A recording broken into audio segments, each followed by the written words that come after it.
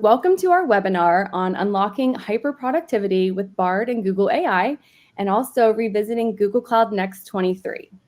So over the next 40 minutes, we're going to discuss a couple of things.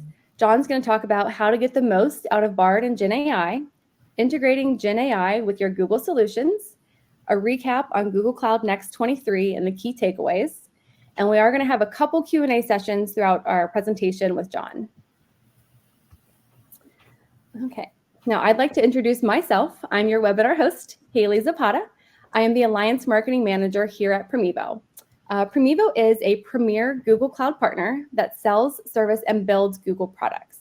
We are 100% Google focused, and we specialize in Chrome OS, Google Cloud, Google Workspace, and our own proprietary workspace management tool, gPanel. Speaking of gPanel, in November, we are going to have office hours for gPanel. So if you are a client of that, it'll be really exciting to have. All right, and our presenter today, everyone meet John Pettit. He is our CTO and CIO of Promevo. The first part of the presentation is on Bard and Gen AI, and John actually gave a cloud talk at Google Next with this presentation, so you're in for a real treat. All right, thanks Haley for the warm introduction, and welcome everybody. Thank you for coming to our talk today. So this talk is really more about why Gen AI is important and why we're at an inflection point. I'm going to talk a little bit about Bard and the different Google AI options, and hopefully get some questions at the end of this where we can dig deeper into some of your questions, concerns, or projects that you're interested in. So what is an inflection point, right? It's a changing point in time where for everything before and what we thought about changes to something new, and I believe we're at that inflection point with Gen AI.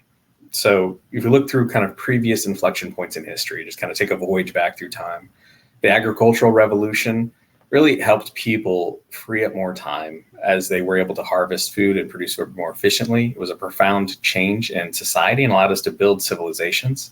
We had the Industrial Revolution where machines and factories transformed our production landscapes. We created goods at an unprecedented scale.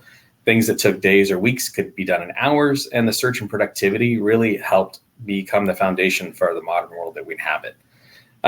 Computers and the internet, a lot of us have lived through. I was lucky enough to be sort of born at the dawn of the microcomputer age and have been able to successfully, be part of that evolution. And that brought a lot of automation, freed up more times and tasks that people used to be able to do manually, through papers or other kind of tools. Now they're able to do through computers. And it really helped them focus more on creativity, strategic work. We're familiar with the internet, the digitization of information, right? People used to have a lot of mnemonic techniques and ways to memorize information, but now it's all just there, externalized, searchable, made very easy. We're all very familiar with Google and our ability to quickly find information and craft searches and get access to things. But now we have Gen AI coming about.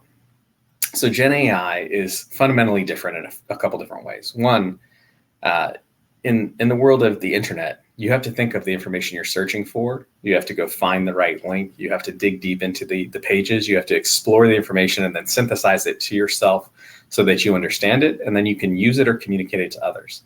With Gen AI, a lot of that can be cut out. So generative AI built upon large language models allows you to quickly summarize information, to synthesize that information, to have that personal assistant with you at every step of the way. And it really changes the experience. It changes the mindset of how you think about information. You go for the goal rather than thinking of the thought framework of how you're going to find the answers that you want. Now, my children grew up in a time with mobile phones, and they won't remember a time before that. I think the next generation, this Gen AI generation, won't know a time without having that personal assistant with them, having access to broad sets of information, and having a different approach to problem solving. And that's going to be a really important aspect of how you think about bringing change into your organization when you think about Gen AI. So what at its core, what is generative AI? It's a type of artificial intelligence or machine learning that can create content such as text, images, music, videos, and code. Just think of creation at its core. It's powered by large language models, which basically machine learning models have been trained on massive amounts of information. And that information they're trained on gives them a vast reservoir of knowledge and allows you to access and question and have them bring information back to you in a way that's more natural. And they can generate new content that's similar to the content they were trained on. So if you have other types of content that you want to bring in as ground truth or knowledge beyond what the model was built on, you can add that into the model and create more content that's new or unique to your information. So Google has things that are specific to medicine or ones that are specific to call centers.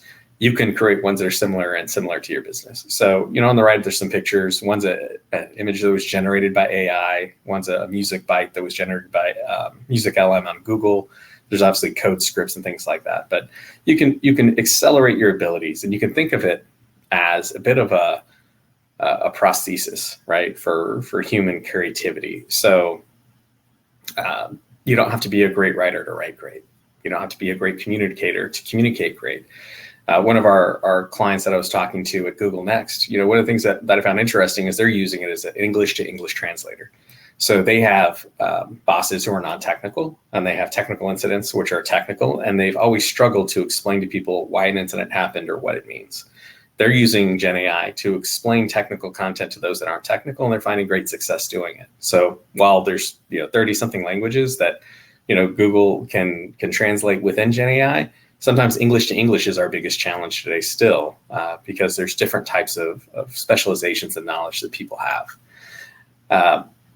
You could also think about, how does this speed things along, right? How does this make us more productive than we are today? So one aspect of that is, I have an idea. I have something in my mind that I want to create, but maybe I'm not good at communicating that to somebody who has the skills to create it. Or maybe I have a design in mind of something that I want to build, and I'm not great at art.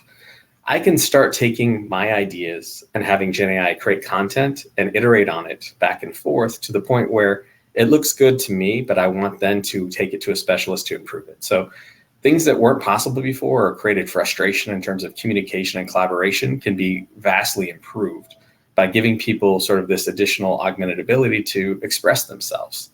So I see this as an era of increased communication and collaboration, which will lead to more productivity, for sure.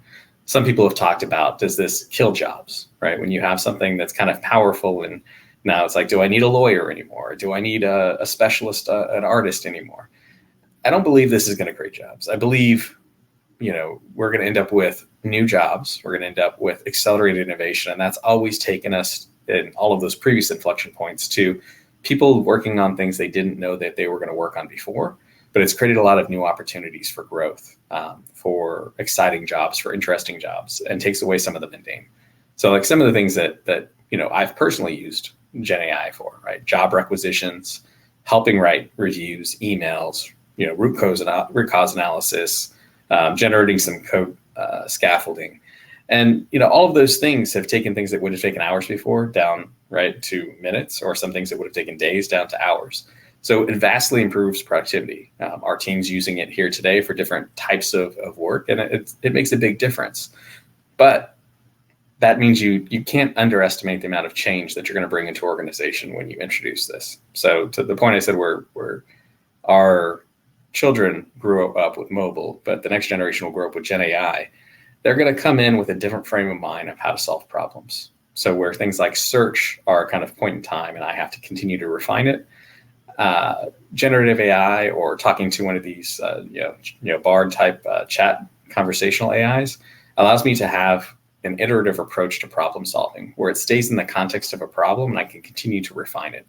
And I think people are still underestimating the value of having that kind of live, iterative, assistant guided problem solving approach to how they think about it before. So I'm great at search. I grew up with search. I can do things that most people don't do with Google search. However, not everybody today even does that. This may augment the ability where my ability to search and synthesize information may not be as unique or valuable to those who learn how to use Gen AI correctly.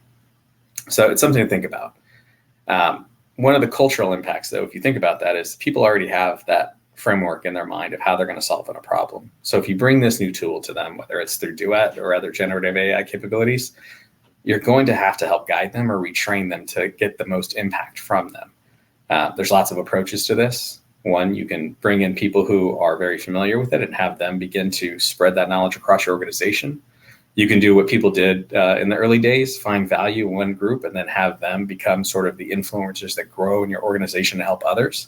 But this is truly like another one of these dual monitor moments, right? We had back when I was early in microcomputers, everybody had one monitor. Eventually, people realized that they could have two monitors, be twice as productive. It usually rolled out first to executives and developers, but not long after that, it began to roll out to everybody. You realize it doesn't cost that much more, and the productivity has grown. So I think we're going to see a similar effect with Gen AI. But don't underestimate the impact for you to be successful with it to your company, your culture, and your processes. When you think about change, some people also like to revisit and go, well, is it worth going through that effort of change? Let's think about some concrete examples, right? I remember a time when I used to go to a store. I would have to buy something in person. I'd have to do research by talking to others. The internet came, and now I'm able to find reviews and research ahead of time. I can order it. It can be at my door, in some cases in hours. Vastly different shopping process. It changed us, I think, culturally. Now, what about Gen AI into e-commerce? You can imagine a place where I'm not just going online searching for products, but I'm using a Gen AI as a curator for somebody to help me find the right products to buy, to synthesize the information of all the reviews, to see if it's a right fit for me, to interrogate and dig deeper into the purchase before I buy it. Maybe I'm buying a technical product like a camera, and I want to know what types of specific accessories that I need to buy. I can have generative AI dig in, summarize the content of complex manuals, and give me back specifically what I need to buy and accompany it. So I think you're going to start seeing generative AI slip into a lot of different products, a lot of different workflows, things that we interact with daily. I know some of our clients are looking to bring it into the real estate space. I've heard others doing it into the travel space. So we're going to come across it more and more, and it's going to become just a part of our daily workflows. So I think, again, you want to be successful with this. Think about, one, how you integrate it into your workflows. Two, how you change the people in your organization. How do you train them? How do you manage the change, culture, processes? And three, think about who are those core group of influencers are going to help you be successful at it. Because this will truly be one of those moments where either you're going to figure out how do you make this successful and grow your company and take advantage of the productivity, or somebody else will. So how can you get the most out of it? We talked about some of this already, so I'll kind of hit on it. One, generating text. So you've seen a lot of this with Duet, right? You can write emails or letters, have it begin to create the scaffolding of content for you, and then you can edit that. Maybe you have ideas that you want to get out there around content for blog posts, articles, creative content, things to help promote your brand or ideas. It allows you to focus in on the details of what is important in the content, not the structure. And so they're great at composing content in style, different tones, and don't be afraid to iterate, because that's one of the key superpowers of having a generative AI, is it can maintain the context as you're working through it. Summarizing information. Again, I said this has always been one of my strengths, is being able to kind of synthesize vast amounts of information quickly. Well, not everybody has that skill, but if they use this as an assistant, they can quickly speed up research and analysis. Talking to another one of our clients out there, they're using this in an SDR capacity. So they're out there trying to generate new business, and they're looking at ways to speed up that SDR process by using generative AI to synthesize all the information that exists out there. So there's lots of different parts in your organization where people are doing research tasks that you may not realize it today, whether it's in sales or marketing, or not just in the technical roles, that you can use this to speed things up, maybe summarizing financial statements or information for your board. And last is automation of tasks. So giving a series of instructions that you give to a human, to generate reports, summarize tabular data, look for different trends, creating scripts that you might want to put into an app script inside of your Sheets file to speed up repetitive tasks and create data. So you think about this ability to not just get one thing out of this, but generation, summarization, and automation. It's a pretty powerful tool that can be implemented through integrated tools like Duet, or through tools that you want to build that are specific to your business model.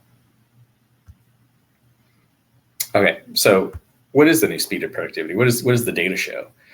Well, if you look at productivity change, which is usually measured by production in our economy over the last few decades, typically around 2.7%, 1%, 2%. That's been the historical kind of growth rate. What Goldman thinks is we're going to see 8 to 9% growth, right, from generative AI. They think we're going to see a lot more GDP growth driven by the productivity gains that we'll have as this integrates into our day-to-day lives, our day-to-day work lives. Studies out there, MIT showed that it increased productivity by 37% and accuracy by 18%. And Stanford saw that the agent productivity with AI assistance increased by 14%. So the gains are real for the people that have been successfully implementing this into different workflows. And so that's important for us all to know how we would bring this into our organizations, both from tooling standpoint, like integrated into today's productivity tools, again, like Duet, or by giving people access to specific models or prompts that can drive their workflow. So what are your options for integrating Gen AI? First, we have Vertex AI. So Vertex AI is Google's GCP platform that allows access to all AI models, not just theirs. They have things in Model Garden that cover things from Meta and also their own proprietary models, such as PaLM. And PaLM is their large language model. Those things are exploited and available in a lot of different forms. They have Imagen, which allows you to generate and customize images. They have their large language model for search and conversational AI. They have their additional kind of medical specific AIs. So you can use Vertex AI to create your own models, leverage their models, or conditionally kind of train their models with additional information. So it's useful translating languages, writing kinds of content, or creating answers and answering questions in a more informative way. So if you need help figuring out how to implement a Vertex AI for a custom business need, we're happy to talk to you about that. But this is how you would build your own large language model solution around your business. Duet AI for GCP. This is specific for Google Cloud. And really what you're going to be able to get out of this is think of Duet type functionality or Bard type functionality, but geared towards your Google Cloud environment. So helping you figure out how to identify vulnerabilities, find errors, find issues in your logs, acting as a co-pilot type code module that fits inside of Cloud Shell Editor, your IDE like VS Code. So it can help you basically with your coding, your SREs, your DevOps, basically your technical AI assistant, right, for your skilled team members. Now that's in preview. And then you have Duet AI for Google Workspace. Now this is for your office workers, anybody who's going to be using AI power to make them more productive in their day-to-day tasks. So this fits into docs, sheets, slides, meets, but offers things like automatic text suggestions, correction to grammar, style suggestions, helps you summarize information or research, helps you organize styles in your slides, takes meeting notes for you in Google Meet. So lots of powerful options there, and that's now generally available. So these are the three main ways that you would approach bringing this into your organization. So I'm going to pause at the end of this section and see if we have any questions from the audience. All right. Thank you, John. That was fantastic. We do have a few questions. The most popular one is, are companies creating policies around AI usage, and do we need to? That's a great question. So yes, I think you probably need to. There's a couple things you have to think about when you are leveraging any of these tools. If you're using consumer-based products like Bard or ChatGPT, the data sharing may not be allowed within your organization because some of that information is kind of obligatory shared with them to continue to train their model. There was something around ChatGPT where Samsung was using it heavily and there was data leakage. So if you are using these things, you have to have a policy to make sure your employees aren't using them with customer data or things that you don't want shared. If you want to use the data in a way that is still private, Google has privacy options. So Duet has the ability to opt out of any kind of data being shared for training and keeping your data private while still using the model. So that's important from a business standpoint to be able to use their tool and still get the productivity gains for your employees. And the other one would be around Vertex and building, your own solution that still leverages the model but doesn't enable sharing of data. So the business-based solutions definitely have more privacy controls. I think, us at Promevo and others, we've rolled out policies that tell people which tools they're allowed to use or not. So this is similar. It's like, how do you approve it? And what is the data sharing policies that you're agreeing to? And if you have some carved out group in your organization that's going to use a tool that has, more freely shared data, you need to make sure that they're accepting some additional kind of use of, acceptable use terms of what they can and can't put into that system. Okay, great. So So our next question is, do you have concerns about people overutilizing LLMs to the degree that they become less skilled over time at core human strengths, like thinking through their own problems? I think that's a good question. I think there's two sides of every coin. So there's the fear factor of, does this, make you weaker? And then I think there's the optimist side that could say this makes people stronger because they're getting access to additional kind of coaching and guidance they wouldn't have. And that's going to naturally make them more effective. I tend to lean on the optimist side. As I've seen people engage more with technology, they tend to become stronger at things than they become weaker. But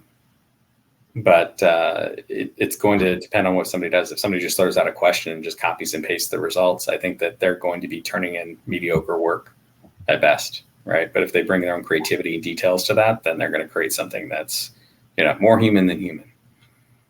Very nice. Like using both tools then, Gen AI and your creativity. Yeah. You got to bring the best. I like it. So another one, this is an interesting one. How is Duet AI for Workspace different from Bard extensions? So Bard is their consumer-based product, and it has sort of data sharing by default, and they've put in extensions. It's mainly competing with ChatGPT. I don't consider it mainly a business tool as of yet. They haven't really kind of given that sort of business treatment around data sharing and things like that. The extensions are powerful, especially the ones that they've added in there that allow you all kinds of things that can do image processing and all the other stuff. So it's neat, but I think you have to be more careful about the data privacy there if you're using it for business. Duet is leveraging that, but you get same kind of models, but you get the privacy aspect built in for a business kind of type application or use. So it's integrated more into Google Workspace than Bard is. And I think they're going to continue to evolve the functionality in there, at least as we've seen on the roadmap on the Workspace side. So I think you'll end up with more custom workflows that are more geared to what you're trying to do within Duet than you are with Bard, where Bard's just going to be kind of like a general chat system. Okay, very cool.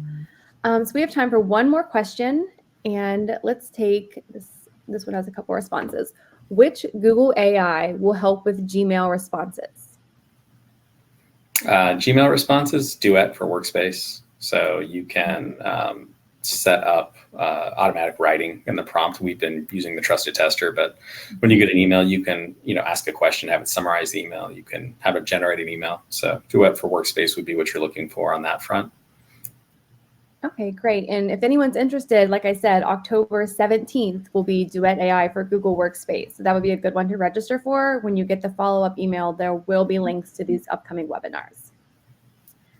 So, okay. And just so everyone knows, the questions that we did not get to will be answered. We will either do a blog post pertaining to all of the questions, or we'll reach out directly to you to make sure your questions get a response. So no worries. I promise we will get back to you as soon as possible. And with that, I am going to hand it back over to John for our next topic. We're going to revisit Google Cloud Next 23. All right. So Google Next 23, I don't know how many people managed to attend, but I felt like it was a great conference. Feels like there was some pent up conference demand. There was 15 to 18,000 people that attended Next in person. And this was really a monumental moment of growth for Google in terms of their message around AI and around data. So, what were some of the key takeaways from what we saw when we were there? Gen AI is important. So it's really important to notice the emphasis that Google has put on Gen AI. It's not just a major addition to the product, but a major focal point as well. And you can see that through every announcement that they made across all the products, across everything in GCP and Workspace. Vertex AI and Duet AI have had significant enhancements and new offerings. They're not just abstract concepts anymore, but they're actual tangible tools that businesses and developers can tap into. And you see that whether you're going to build new solutions on Vertex or whether you're going to use any of the Duet products. They announced general availability of Duet for Workspace, which is really great. We've been using that in a trusted tester program for a while now, and it's great to see that it's continued to evolve and that's coming out as an official product. I think that's going to help a lot of organizations really improve their quality of life and how they do their work and also their productivity. And for anybody who's using Google Cloud, Looker, or BigQuery Studio, Duet's kind of integrating into some of those as well. It was really exciting to see them be able to interrogate Looker data sets live through a conversational AI, similar to what's powering Bard, and get back answers and content in not just answers in textual form, but tabular form, data that could be exported to sheets, data that could be exported to slides. So they've really kind of latched onto the fact that the data inside of Looker being organized with their semantic layer is powerful, and that the story of how you share information from a BI standpoint doesn't stop at the BI layer where you may be in Looker. It may need to go out to other content to be shared with others, because that's all part of that broader communication. Interesting to see that they're expanding features around AI and data science. So that goes across everything. We really saw it kind of be pervasive across analytics, databases, their machine learning models, their security center. So you see it across a wide gamut of their product suite. And then benefits for businesses. If you think about why does this matter? I think Gen AI or some of these machine learning models have really struggled to take off for a lot of organizations. But now with the power of what they put into Vertex and bringing generative AI models just to the forefront, I think they've made it real for a lot of people to transform their businesses and bring this kind of technology in a way that drastically improves the outcomes that they can get. So I think it'll make people more efficient analyzing data, more efficient at backboning kind of strategic decisions, and removing a lot of pain points experienced by developers, data scientists, and getting things to a production standpoint. A lot of people launched ML projects but couldn't get them out into a production form. And so what I really walked away with is it's just a huge leap towards more interconnected, smarter, efficient future, powered by a lot of the advancements in AI that Google's bringing out there. And I think it's a really promising time for businesses and developers to take advantage of this new capability. If we focus in on specific details like Google Workspace, talked about it a bunch already. Duet AI for Google Workspace is available. You can get a free trial, and it can help across a wide variety of the productivity tools. We can get you registered for that. If you need help, feel free to reach out to us. I think you can get up to 50 users on a trial license. Google Meets Duet AI is really neat if you think about your executive assistants or people who are invited to a lot of meetings and they don't necessarily make it to all of them, or they don't have time to make it to all of them, but they still want to capture the information that was in the meeting. The Meet Duet AI captures real-time notes, offers a take notes for me feature for somebody to kind of virtually attend meeting. Super powerful. I think that's going to be a game changer and a big differentiator against other Meet platforms. And also, like I said, Gmail and Google Chat's integrated for Duet AI.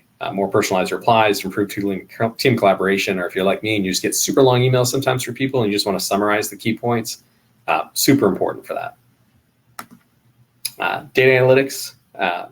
So Duet AI is a preview for Looker and BigQuery Studio. I'm really excited to see what that's going to do to unlock insights from data.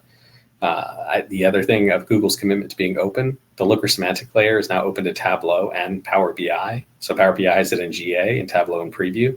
So you can still organize, you think about data governance, your data layer, you can get that organized into Looker, but then allow it to be open to the other tools you might have in your organization. Super powerful. Looker Studio gets access to Alteryx now and allows you to help facilitate your data prep, your analysis. So allowing you to get a cleaner, more grounded source of truth for you to use for your other presentation tools. Big Lake, again, on the open cloud side, it's very, very impressive to see that you can use BigQuery Omni and Big Lake to create kind of cross-cloud materialized views of data. So if you have some source of truth data in Amazon or some source of truth in Azure, but you want to unify it with some other data that you have or machine learning models that you have in GCP, Google's allowing you to support that and bring that data together. So this whole open cloud idea where you don't have to just pick one and be married to it forever, Google keeps the handcuffs off you and allows you to kind of use the best technology that's out there and then grow towards the best solution. So really neat to see that stuff coming out. So generative AI, we talked about this at length not too long ago. Workspace, GCP, Vertex AI. They showed some very powerful things around search and conversational in their Gen AI app builder, which allows you to plug in your information as sources of truth into a generative AI or conversational search model. They also allowed you to engage with your information through a conversational kind of chat model as well. So you can build your own apps fairly quickly on those two app builder tools with extensions and plugins that work. They're also in the process of building Vertex AI extensions that allow you to build out similar things like Bard extensions or ChatGPT extensions, so you can hook in more sources of truth than are that exist in the app builder today. The model garden, things like Llama 2 and Code Llama, so you can use models that you think are appropriate for your problem set. Again, Google's not forcing you to use their PaLM model. You can use what's ever out there and the best of it. PaLM 2 does support 38 languages now, so if you want to translate things live on the fly or create really interactive things that work across multiple cultures, you can do that. Cody is what Google is calling their code generation tool. So Microsoft has Copilot. Cody is what Google's is. You can have this integrated into VS Code or your other popular IDEs, and this can power your team to use generative AI to do things like write test cases, summarize code, improve code quality. I'm excited about this one because, as a developer at heart, as I came up in that world, I've never walked into an organization really where I've been able to just build everything from scratch. Typically, there's some code that exists already, and a lot of times it's not documented well. A lot of times it's not tested well, and you end up having to interpret that. So having something there to help you summarize and look at stuff and just another set of eyes rather than having to go to like Stack Overflow, I think is going to be an important and tool for speeding up development and quality of development. And then their image gen model is really neat. Of the features they've added for image editing, captioning, being able to kind of do question and answer around the image and make changes. Super impressive work of how that's evolved. On the machine learning front, BigQuery has more integrated machine learning models, inference available. They also have vector and semantic search. So vector databases have become really popular when it comes to machine learning models because as you think about all of the kind of parameters that go into a machine learning model as a vector, people have been creating things like vector databases. Google's approach has been, let's roll vector out as a data type across pretty much all the databases like Cloud Spanner, AlloyDB. So giving you the power of machine learning on your existing transactional databases if you're using one of those data layers and still giving you kind of the vector support. Pretty neat. If you think about Cloud Spanner as this, really elastic global transactional database, but now having the ability to have BigQuery query it without having to sacrifice performance. Because typically when you have like big analytics problems against your transactional database, you have to come up with other creative solutions. So the investment across AI machine learning and how it comes across the whole stack has been really well thought out and pretty impressive about how you can maintain performance but still use sort of these powerful databases that exist without creating another data store. We talked a little bit about AlloyDB. So they have Omni, which allows you to have access across multiple platforms. They showed how Duet can integrate across things like database migrations. Maybe you're moving Oracle to Postgres and you want to be able to have automatic code conversion for some of the procs that are in Oracle to Postgres, or use some of that AI to generate data code that you're going to put into the database. So the Oracle support and database migration service to Cloud SQL for Postgres is also now generally available, but also really neat to see how they've included generative AI into all of their database tooling to make it easier and faster for people to more successfully migrate some of their legacy database workloads over into the cloud. On the security front, Duet AI has made its way again into Mandiant threat intelligence. So you can ask things about potential threat tactics used against organizations, which is the Mandiant kind of database of what bad actors are doing out there. But they've also brought Duet AI into Chronicle. So I think a lot of people sometimes struggle when they receive security warnings, recommendations, and they need a further information on how to properly mitigate them. Seeing generative AI come into play and being able to more easily figure out what the best approach is going to be helpful. Again, having that kind of additional assistant there, but also seeing it doing things like security analysis or looking at ongoing threat hunting, like within logs. So I think we're going to see, again, continued deeper integration of tools that make it easier for us to do our jobs as IT leaders or just IT specialists. Interesting also that they brought in kind of a next-gen firewall. So there's a whole bunch of other things they've done at the base layer: compute power, TPUs, NVIDIA CPUs, things that are going to make it faster and cheaper to train machine learning models, but it's also going to power higher speed computing in the cloud on VMs. They've also rolled out things that handle confidential computing on new CPUs, so you can keep sensitive data protected across the entire cycle of compute. And across the networking side, like I said, the next generation firewalls, which typically have been really hard to configure. Google's making that a lot easier to get set up so you can take advantage of higher level of security posture. So that's a high level summary of it. There was 161 announcements that we're trying to synthesize across Google Next in a short amount of time here. We're more than happy to spend time talking with you on any of them specifically and how they can help your business. But I think just a recap, great energy, lots of people excited about building, next generation applications, a lot of people really trying to evolve their cloud usage. And I think people are really embracing the open cloud mentality Google has as a part of their overall cloud strategy. I think you did a great job summing it up. I don't know how you did it. I was at Google Next and they had announcements all the time. It was fantastic. So thank you, John, for doing that for us. So before we move into questions, I just wanted to let you guys know, here's our website and everything. We'd love for you to go check everything out, look at the information, everything's on there. And then on the right-hand side, again, is our upcoming webinars. We had a lot of questions come in about Duet AI and Duet with Workspace.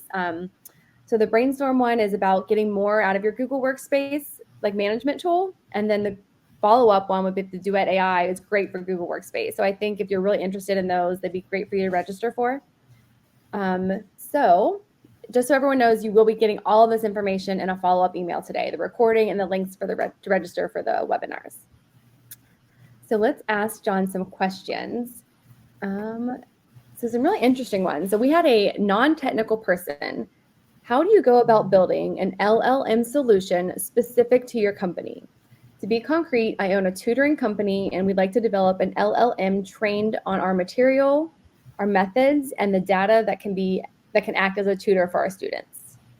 Okay, so I think the first natural response I would have for that problem set would be to use the conversational Gen app builder from Vertex AI, because it's already built to start off as sort of a conversational AI.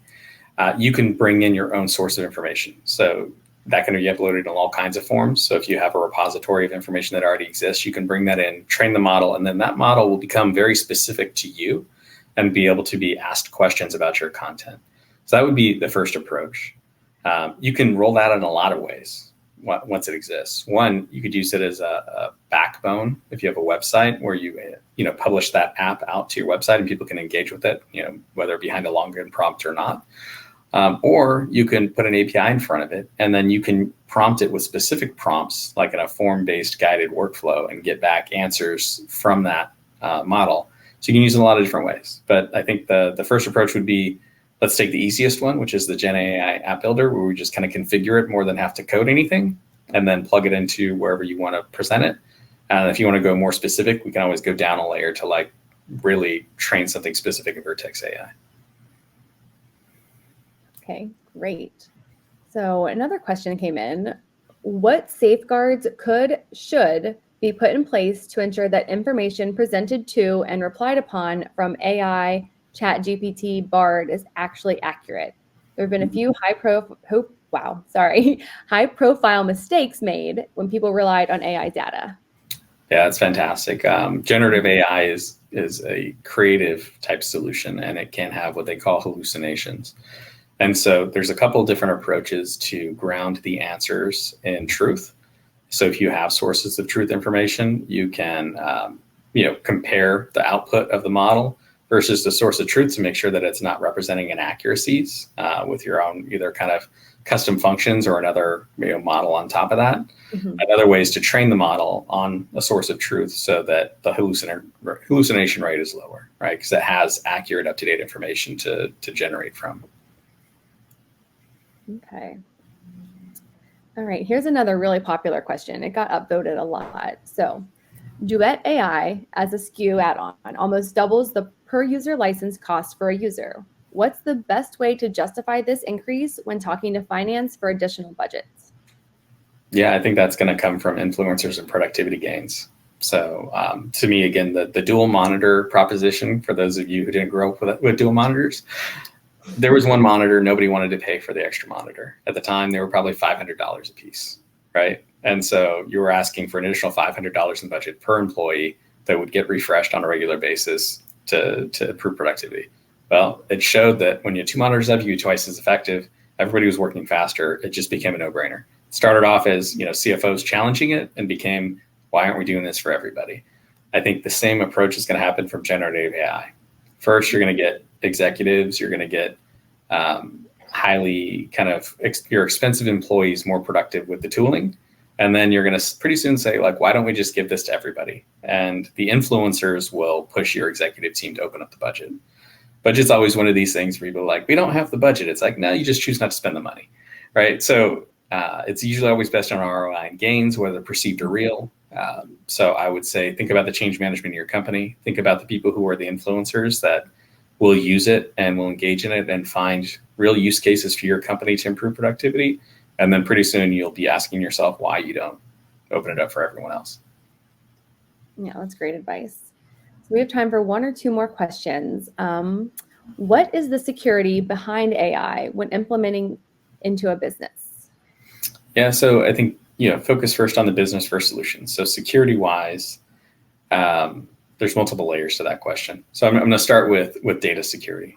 So you want to keep your data private. If you work with GCP, almost all of their tools, any of their work, professional-based tools or business tools have the ability to opt out of data sharing.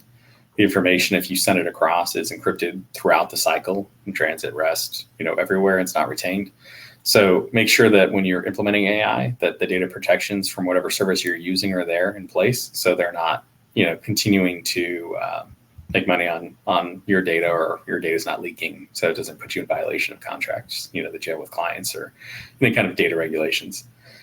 I think next, around security, you could look at, what do you, when you think about the stuff that's being generated, how do you make sure that you're not infringing on somebody else's like IP as you build it? I think that's something that we're going to explore more as this rolls out, because there's already challenges going out there from a lot of different camps of, is this something that's unique? Think about whether it's code that you're putting out there as a product or whether it's code that you're building internally, and then make sure you have a review process in place so that somebody's not just blatantly copying and pasting, right? They can use it for guidance, but they're creating their own unique thoughts into whatever they're building. And then security from, just how you publish this stuff out there, and make sure that you don't have bad actors doing things to your AI. I think that's going to come back to instrumentation monitoring, your security layers, your firewalls, all the other things Google has in place around security. If you have specific questions or security, like certain things that that I didn't answer, I think just let's have a conversation. We can talk about approaches and tactics to make sure that you're able to implement it in a safe way. Mm-hmm. Yeah. Okay, we're going to do our last question. It's another question on cost. Does each different tool come with a cost, or is it all included? So there'll be a cost for people who are using the Duet for Workspace as a SKU, and there'll be one for Duet for GCP. Anything that you build custom on Vertex is just consumption based. So, whatever, usage you have, is how that is assessed. But yeah, it'll be a per user pricing as it is today, based on the things that you're giving people. And I think the question is it per item? No, it's bundled. So Duet for Workspace is all together as a SKU, and Duet for GCP is all together as a SKU. Okay. Great. Well, that about wraps it up. I did want to let everyone know that when we send this deck out, John's LinkedIn is on the Meet the Presenter slide. So like he said, if you have any questions or want to chat with him or have more like just a conversation, feel free to reach out to him or directly to Promevo. One of us will get back to you. Just look for the follow-up emails. We'll have the recording, all the links. And thank you so much for joining us today. We really appreciate it. And John, thank you for such a great conversation and presentation. We really enjoyed it. Yeah, thank you, everybody. I'm glad you all attended. Hope you have a great time. Thanks. Have a great day, everyone.